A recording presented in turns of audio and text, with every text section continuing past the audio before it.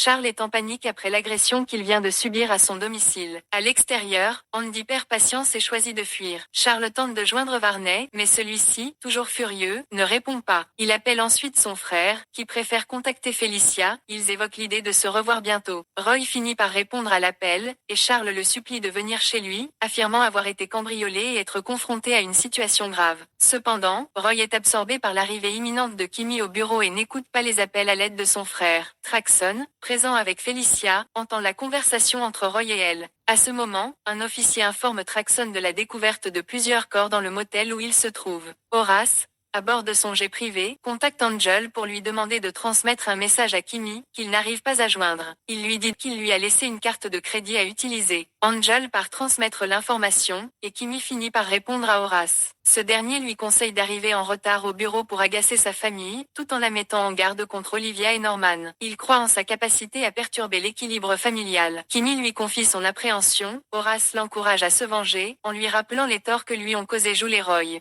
Traxon informe Jules, arrivé au motel, qu'une danseuse du club a été retrouvée morte, ainsi que Daga, et qu'une jeune fille du club a disparu. Il soupçonne une vengeance. Il lui raconte ensuite que Ren est venu au club avec Alex, bien qu'il ne le croit pas capable d'une telle attaque. Il lui révèle aussi que Roy s'est rapproché de Felicia et lui a promis un emploi au bureau. Traxon appelle aussitôt Alex pour l'informer de ce qui s'est passé au motel et le met en garde contre les soupçons de Jules. Kimmy montre sa tenue à ses proches, qui l'encouragent pour son premier jour. Elle se rend au bureau accompagnée d'Alex, qu'Angel ne trouve pas digne de confiance. Sylvie décide d'aller aux écuries, ce que Ren désapprouve, craignant qu'elle ne s'y retrouve seule. Angel promet alors de rester avec elle. Olivia et Norman se préparent au prochain mouvement d'Horace, convaincus que son plan est d'épouser Kimmy pour contrecarrer leurs efforts. Norman s'interroge sur la nature du lien entre son frère et Angel, pensant que Kimmy n'est qu'un prétexte. Sylvie aussi s'interroge sur la relation entre Horace et Angel, mais ce dernier coupe court et s'éloigne, irrité. Sylvie rencontre Glenn, un garçon d'écurie, et ils sympathisent rapidement. Glenn lui révèle être le fils de Jules, et ils partent ensemble pour un cours privé.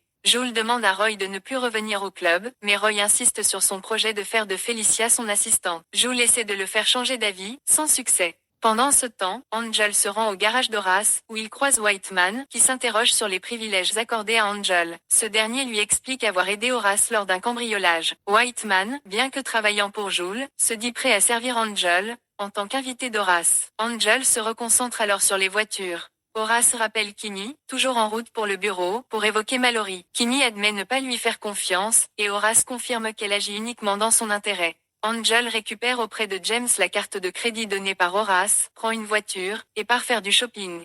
Mallory arrive à l'entreprise, demande à voir Julian et Calvin, mais Jules lui apprend que Roy les a renvoyés. Elle lui reproche encore d'avoir introduit Kimmy dans la famille. Elle retrouve ensuite Varney dans son bureau et lui confie qu'elle compte continuer à faire semblant d'apprécier Kimmy, bien qu'elle ne la respecte pas. Varney lui apprend qu'Horace a demandé à tous les employés d'accueillir Kimmy dignement. Mallory conseille à Varney de ne pas céder face aux manœuvres de Roy.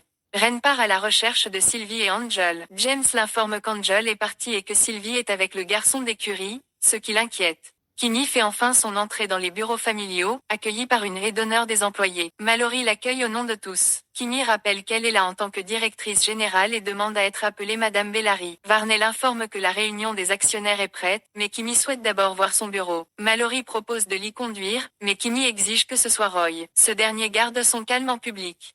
Mallory admet que Kimmy est plus redoutable qu'elle ne le pensait, mais reste déterminée à la faire tomber.